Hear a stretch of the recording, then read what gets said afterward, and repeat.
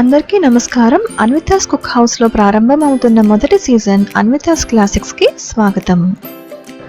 మనం దాదాపుగా మర్చిపోతున్న పాత వంటకాల గురించి తెలుసుకోవడమే ఈ సీజన్ ప్రత్యేకత. ముందుగా ఈ రోజు సంపెంగ పువ్వులు లేదా పనసతన్నులు అని పిలువబడే ఈ రెసిపీ గురించి చూద్దాం. ఈ రెసిపీకి కావాల్సిన పదార్థాలు మైదా, బేకింగ్ పౌడర్, ఉప్పు, పంచదార, యాలకులు, డీప్ ఫ్రైకి సరిపడినంతగా నూనె. ముందుగా మనం బౌల్లో 1 కప్పు మైదా, 1 టేబుల్ స్పూన్ బేకింగ్ పౌడర్, పావు టీ స్పూన్ ఉప్పు, 1.5 టేబుల్ స్పూన్ వేడి నూనె వేసుకోవాలి. ఇలా వేడి నూనె వేసుకోవడం వల్ల మనం చేసుకునే స్నాక్స్ గుల్ల విరిగి క్రిస్పీగా టేస్టీగా వస్తాయి. ఇలా వేసుకొని నూనె, ఉప్పు, బేకింగ్ పౌడర్ అంతా కలిసేలాగా పిండి అంతా బాగా కలుపుకోవాలి. ఇప్పుడు కొద్దిగా మంచినీళ్ళు వేసుకొని చపాతీ పిండి ఎలా అయితే ప్రిపేర్ చేసుకుంటామో అదే మాదిరిగా సాఫ్ట్గా ఎలాంటి బేట్లో క్రాక్స్ లేకుండా పిండి సాఫ్ట్గా వచ్చేలాగా ఒక రౌండ్గా బాల్లా చేసుకోవాలి. ఇలా చేసుకున్న పిండిని ఈక్వల్ పోర్షన్స్గా డివైడ్ చేసుకొని చిన్న చిన్న ఉండలుగా చుట్టుకోవాలి. ఇలా చుట్టుకునేటప్పుడు కూడా బయట క్రాక్స్ లేకుండా సాఫ్ట్గా మృదువుగా చుట్టుకోండి. ఇప్పుడు కొంచెం పొడిపిండి వేసుకొని మనం చపాతీ పిండిని ఒత్తుకున్నట్టుగా ఒత్తుకుంటూ రెక్టాంగులర్ షేప్ వచ్చే వరకు మనం దీన్ని స్ప్రెడ్ చేసుకోవాలి. ఇలా స్ప్రెడ్ చేసుకున్న తర్వాత రెక్టాంగిల్ షేప్ కరెక్ట్గా రావడం కోసం ఎడ్జెస్ కట్ చేసుకోవాలి. ఇలా కట్ చేసుకున్న రెక్టాంగులర్ షేప్ని మధ్యలోకి వెర్టికల్గా కట్ చేస్తే 2 పీసెస్ అవుతుంది. ఇలా కట్ చేసుకున్న ఒక పీస్లో మళ్ళీ వెర్టికల్గా లైన్స్లా పెట్టుకొని మనం ఒక షార్ప్ నైఫ్తో కట్ చేసుకోవాలి. ఇప్పుడు మనం కట్ చేసి పెట్టుకున్న ఒక్కొక్క స్లైస్ని ఈ విధంగా ట్విస్ట్ చేసి ఆపోజిట్ ఎండ్కి అటాచ్ చేసుకోవాలి. ఇదే విధంగా మనం కట్ చేసుకున్న అన్ని స్లైసెస్ని ఆపోజిట్ ఎండ్కి అటాచ్ చేసుకోవాలి.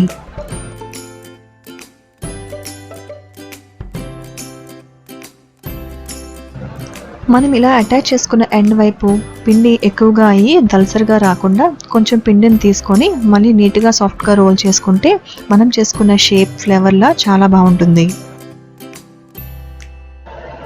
సేమ్ ఇదే విధంగా మనం ముందు కట్ చేసి పెట్టుకున్న ఇంకొక హాఫ్ని కూడా స్లైసెస్ కింద కట్ చేసి ట్విస్ట్ చేసి ఆపోజిట్ ఎండ్కి అటాచ్ చేసుకోవాలి. అప్పుడు ఇంకొక పువ్వులాగా తయారవుతుంది.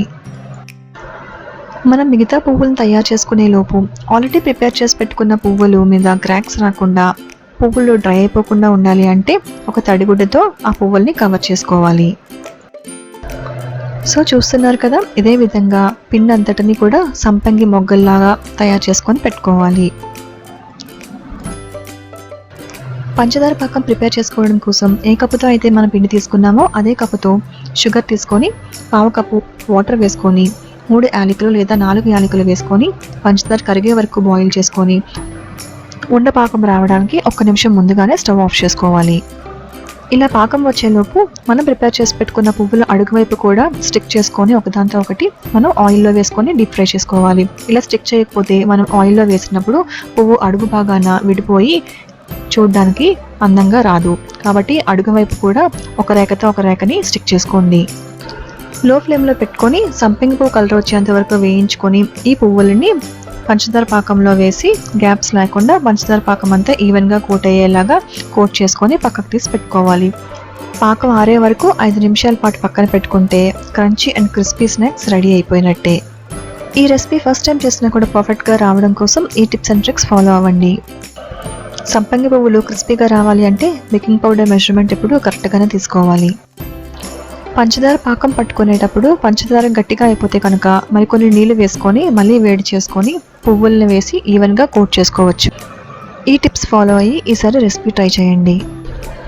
Season 1 Anvita's classics second recipe notification కోసం అన్వితాస్ కుక్ హౌస్కి సబ్స్క్రైబ్ అవ్వండి. బెల్ ఐకాన్ మీద ప్రెస్ చేయడం మర్చిపోకండి. బాయ్ బాయ్ అండ్ నమస్తే.